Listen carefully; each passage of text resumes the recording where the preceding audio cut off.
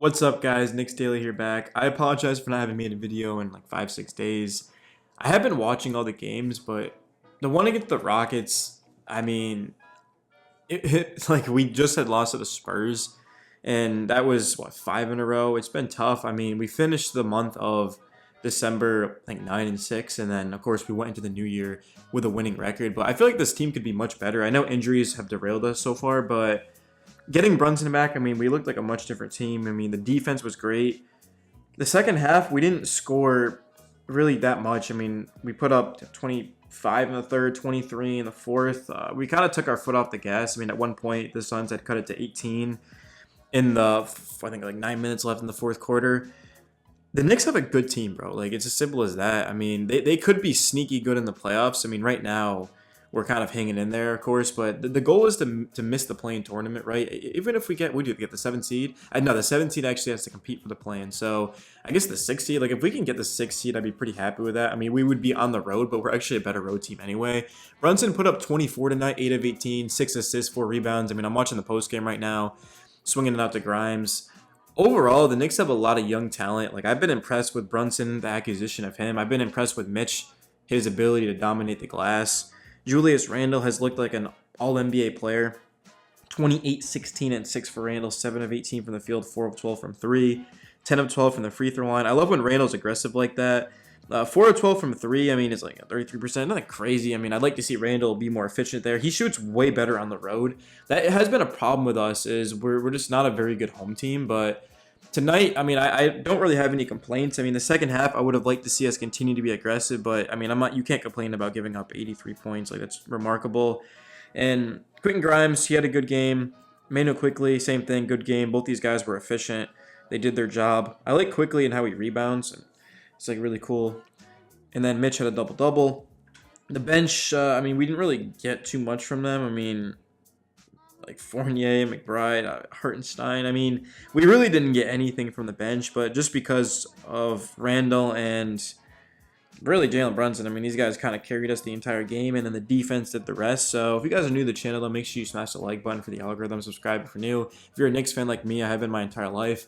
I'm trying to be more consistent, but I just don't like making videos after a loss, being real with you. And even like I watch the game and then I'm like, okay, well, what do I say? I mean, that Mavs game kind of just was like taking a sword to the heart, bro. It was so bad. But I do have a lot of faith in this team and the organization moving forward. Remember, we have some picks. Like, we've got, you know, Dallas and Charlotte and our pick. I mean, should we have drafted Jalen Duren? Probably. But hey, you know, Mitch and Hartenstein, bringing him in free agency, Jericho Sims. Like we have good bigs, bro. I mean, what it comes down to is just who's going to put the ball in the hoop down the stretch, because I feel like the Knicks can compete with anyone in the NBA, whether that be in the East or the West. But when the game is down to the wire, possessions are starting to really matter. I mean, who's going to be the guy? Is it going to be Randall, RJ, Brunson? We don't know that yet. Randall, you would think it's like, let's go to him, but we don't have a go-to scorer. So I don't know how our salary situation is. I mean, Randall and Brunson and RJ are all making over 100 million. The rest of the guys, I don't think we're really handing out too much money, but free agency is going to be huge for us because we've been drafting well. There's no doubt about it. I mean, let's look at the Knicks, the guys that played tonight. So obviously Randall was a free agent, but you know, Brunson was a free agent. Grimes we drafted quickly. Mitch drafted all them. McBride drafted. Fournier free agent. Hartenstein free agent. Sims drafted. RG Inakio was a free agent. Mikhailuk was a free agent. I mean, like RJ we drafted. Cam we traded for. So you can see, I mean, there's a lot of guys we did draft, and I'd feel like the Knicks are probably a second round exit at best, which is still a huge upgrade from last season when we missed the playoffs. I mean, the best case scenario would be that the Knicks are a top 10 defensive team at the end of the year. They stay healthy. Randall and RJ both are efficient, because we know RJ and Randall can score, but can they be efficient, right? Like, can Randall and RJ both shoot 36 to 40%? And then Mitchell Robinson has to stay out of foul trouble and continue to dominate the glass. Brunson just has to be what he's been all year. I mean, he's had some rough patches, I guess, but I mean, if we're getting the Brunson that we saw today, like, that's even going to be good enough. I mean, compared to Alec Burks that was playing point guard, or Kemba Walker.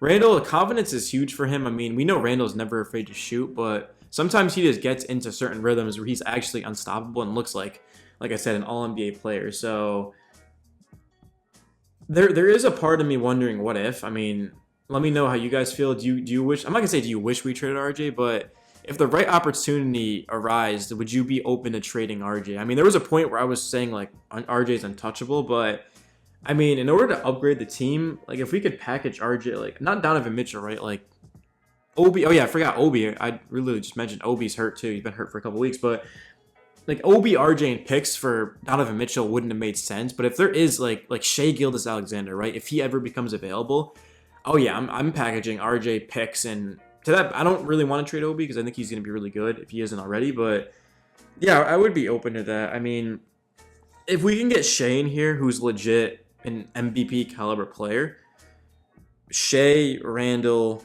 we'd still would have Brunson, like Grimes.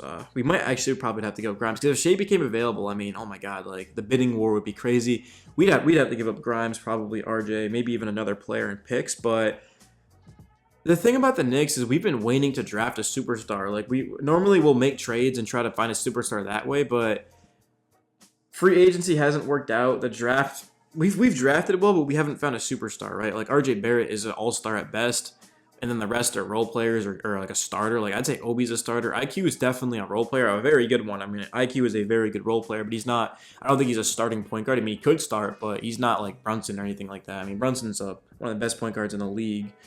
So I would say Brunson's like borderline elite, bro. He's that type of guy. There's only a handful of guys. Like I would say he's not on like Kyrie's level, or like I don't know. Would I take him over Chris Paul?